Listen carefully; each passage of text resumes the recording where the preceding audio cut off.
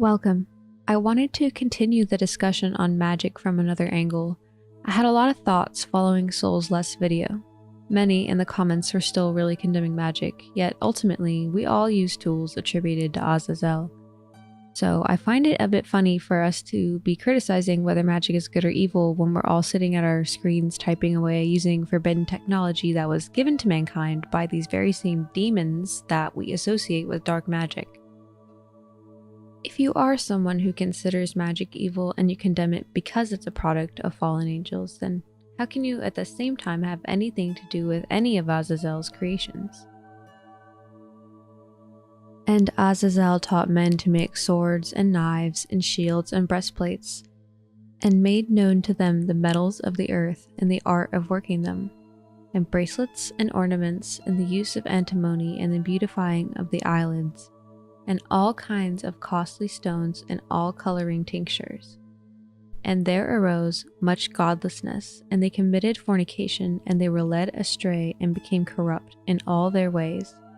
The corruption brought on by Azazel and the Grigori degrades the human race.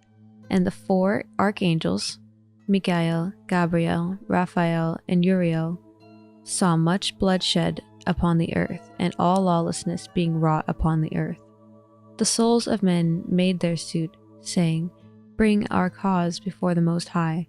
Thou seest what Azazel hath done, who hath taught all unrighteousness on earth, and revealed the eternal secrets which were in heaven, which men were striving to learn.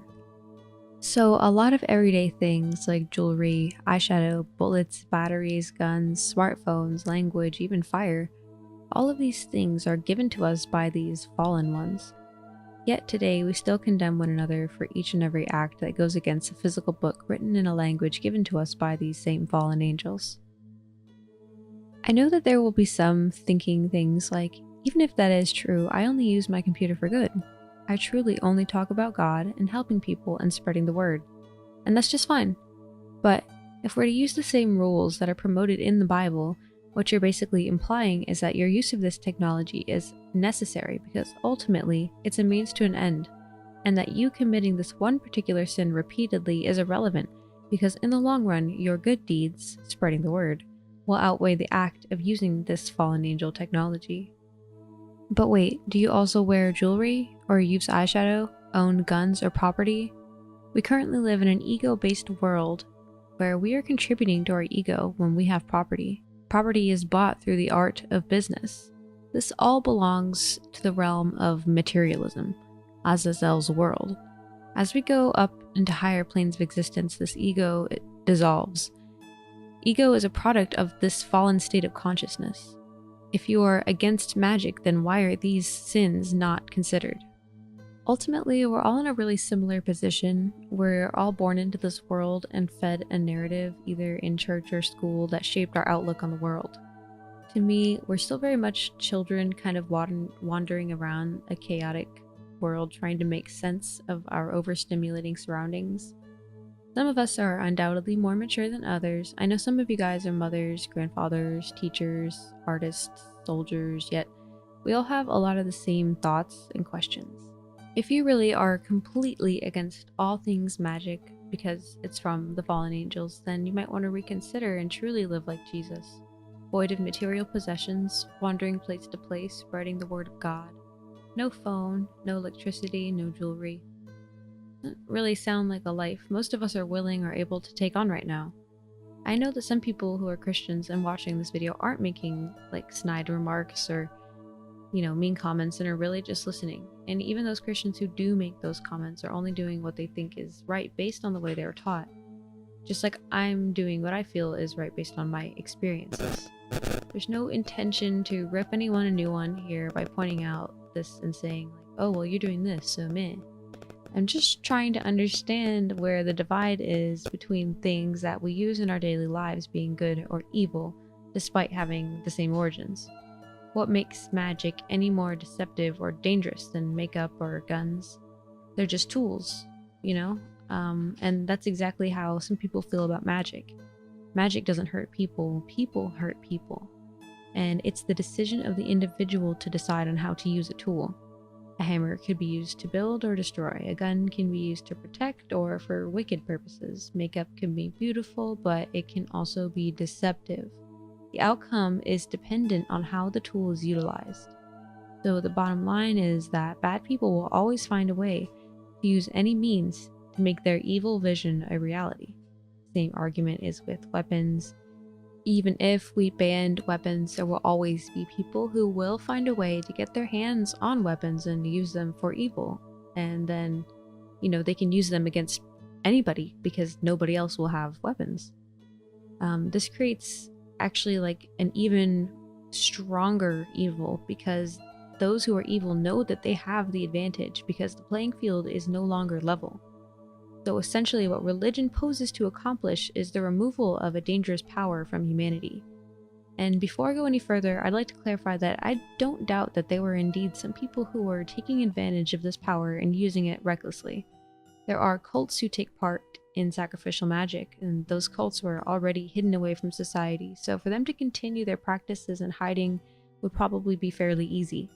It wouldn't be such a far reach to assume that at some point a group of people came to the conclusion that because magic can be so destructive that it shouldn't be allowed to exist. The road to hell is paved with good intentions, they say.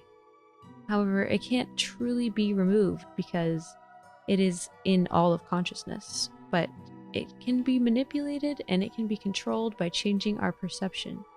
So by redirecting our consciousness to a single figure and attributing magic to that figure, the responsibility of sin or magic is redirected. Christianity itself even uses sacrificial magic, Jesus himself being the sacrifice, dying for our sins. In the process of symbolically removing this tradition from society, books were burned, people who didn't comply to the new mandates were persecuted and branded witches, killed, and just like that, the masses were afraid of witchcraft. Partly because of all the danger that can accompany it, but also partly because they didn't want to be branded a witch and killed in the city circle. Trauma-based mind control is so incredibly strong that the fear and hate for magic is scarred into our subconscious. It seems to me that an attempt to make the world safer has only resulted in a better environment for evil to thrive. How can we defend against something that we don't understand or believe in, but has an effect on us? Ultimately, I think it's come about because we so detrimentally misunderstand ourselves. Instead of forming our own understanding of reality based on our experiences and our own observations of cause and effect, we're spoon-fed reality through textbooks, films, all sorts of media.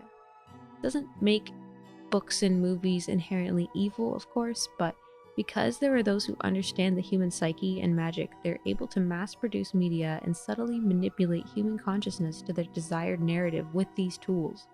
Control human consciousness, and you control reality. Magic is just a tool, and the major religious and academic establishments make every effort to distort its history or deny its existence. Since it's been impossible to stamp it out, all that they can do really now is make it out to be a joke or a trendy little game that, girls play. Stage magic and new age fashion, while entertaining, paint magic in a kitschy light to a lot of people.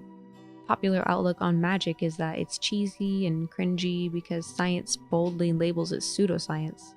Science, which is a word that hardly means what it claims to mean, asserts that magic is nonsense and makes it something to laugh about instead of fear. Cartoon mice and pointed hats come to mind now when the word magic is mentioned, so it's associated with the naivety of childhood, dismissed as idle fancy and laughed at. It kind of reminds me of that movie Monsters Inc., where the monsters realize that they can actually harvest laughter instead of fear. Anyway, ultimately, magic is just like anything else. It has more than one side. It's not something that can be forgotten or erased or ostracized into oblivion because it's not just a concept, but a human function. It's more about personal responsibility, and I think that's why magic fell out of style. As life became more convenient, magic became not as important, and less people took the time to learn the ancient tradition until we got to where we are now, where magic is only something whispered about in the shadows by conspiracy theorists and new age nutcases.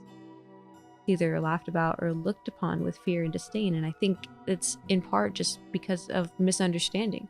We think that it's this instantaneous pixie dust, snap your fingers and, things will be different instead of a natural process. So I guess that's really all I've got to say on that. I do want to make another video on that scapegoat ritual because it's really, really interesting. And then I have a couple of other ideas in the works. Thank you guys for being so patient. I know it's been a while since we posted. We both have a lot of things going on and jobs and stuff. So we really appreciate all the time that you guys put into your comments, and every single one means a lot to us. So thank you again, and may our minds be unveiled. Let go of everything you think to be true. Relax the mind and ask the question, do I truly understand what this reality is?